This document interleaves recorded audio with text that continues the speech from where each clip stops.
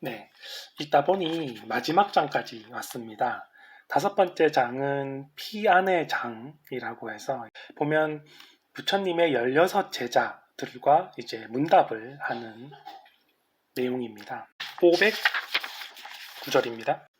무지하기 때문에 집착하게 되며 어리석기 때문에 또다시 그 고통 속으로 휘말려 들어간다. 그러므로 현명한 사람은 집착을 하지 않는다. 다시 태어남의 원인을 결코 만들지 않는다. 다음은 523절입니다.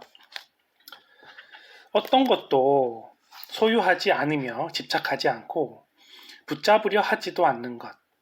이것이 바로 가장 안전한 섬이다. 이것이 바로 니르바나이며 늙음과 죽음의 소멸이다. 다음은 537절입니다.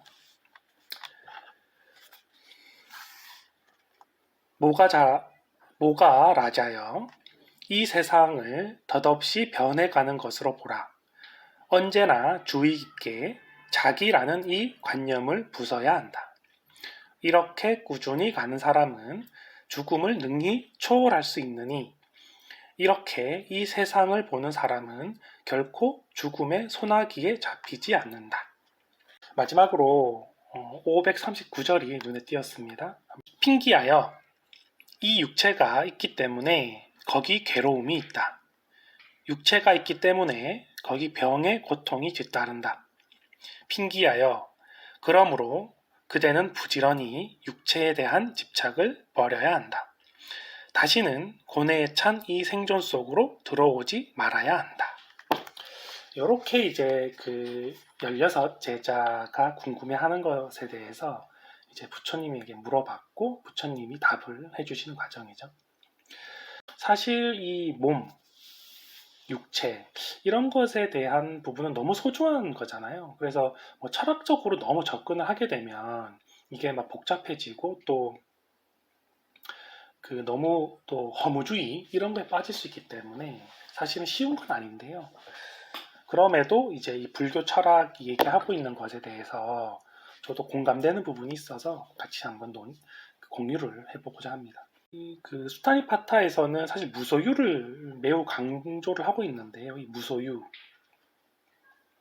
사실 이렇게 우리가 학교 다니면서 법정 스님의 무소유 되게 유명한 수필이잖아요.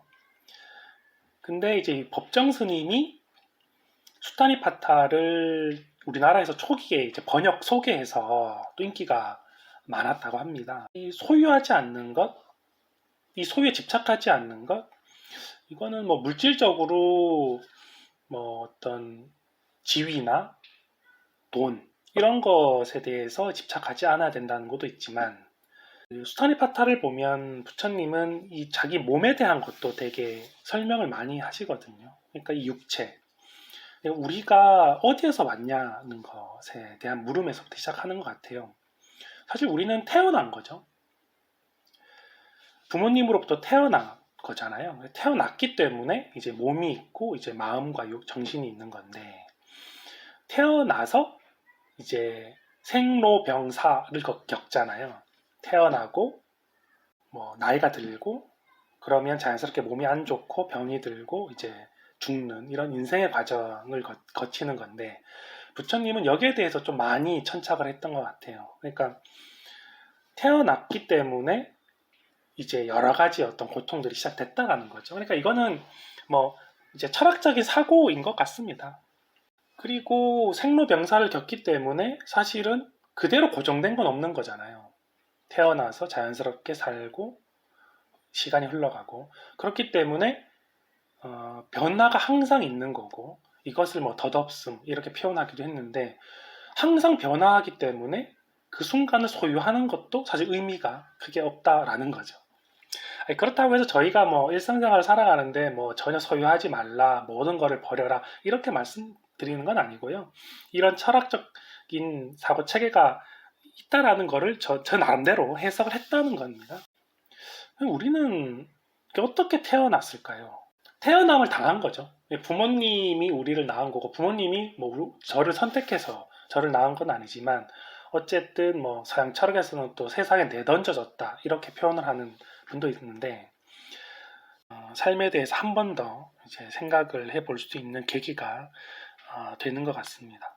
보면 537절에 읽었던 대로 언제나 주의 깊게 자기라는 이 관념을 부숴야 한다라는 부분이거든요. 그러니까 이 자기라는 거는 뭐 나의 육체, 그다음 나의 마음까지 포함된 개념일 텐데 자기를 이제 내려놓는다는 것, 이게 어떻게 보면 또 중요한 부분인 것 같아요. 그러니까 자기의 생각이 오직 옳다라는 어떤 아직 또는 독선, 또는 나는 내가 너무 소중해서 다른 사람이 눈에 들어오지 않는 그런 상황이 또 발생할 수 있는 거잖아요. 그래서 뭐 이기적으로 될 수도 있는 거고, 나만을 위해서 사는 그런 모습도 될 수 있는 건데, 자기에 대한 생각을 한번 깊게 해서 내 몸과 내 마음에 대한 생각을 하고 이런 것들이 소중하다라고 생각을 하거나, 또는 내 마음이 왜 이렇게 됐는지에 대해서 한번 생각을 해보면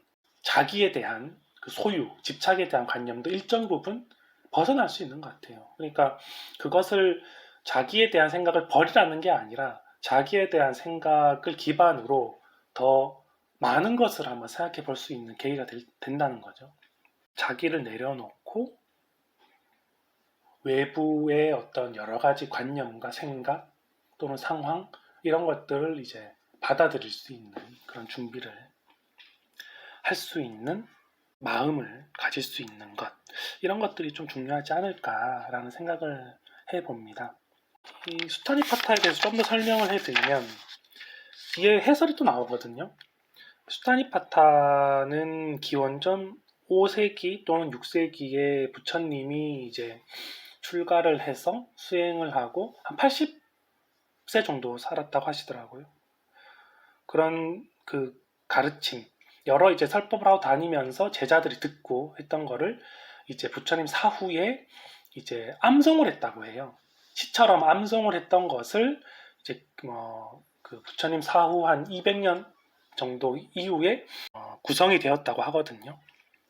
그래서 수타니파타는 불교 경전 중에서 아주 초기 불교 경전이고, 부처님의 그 실제 음성을 들을 수 있는 그 경전이라고 합니다. 자신에게 와닿는 그런 문구를 읽고 또 한번 스스로를 좀 성찰해보고 내 마음의 원류를 한번 생각해볼 수 있는 계기가 되는 좋은 책이라고 생각을 합니다. 이상입니다.